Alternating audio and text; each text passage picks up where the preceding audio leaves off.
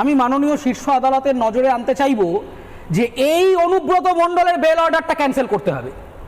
এই একই প্রেসিডেন্সে অনুব্রত মণ্ডলের বেল অর্ডারটা ক্যান্সেল করে তাকে তিহার ট্যুরিজমে আবার পাঠাতে হবে। অত্যন্ত গুরুত্বপূর্ণ হয়ে দাঁড়িয়েছে।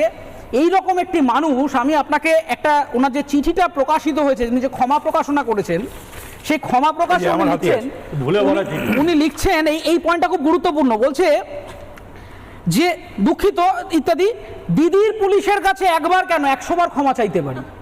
দিদির পুলিশ মানেটা কি? লালবাজারটা কি কারোর পৈতৃক সম্পত্তি নাকি?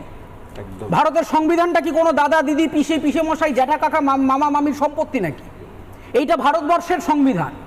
এই পশ্চিমবঙ্গটা 10 কোটি 11 কোটি বাঙালির পশ্চিমবঙ্গ। দিদির পুলিশ মানে?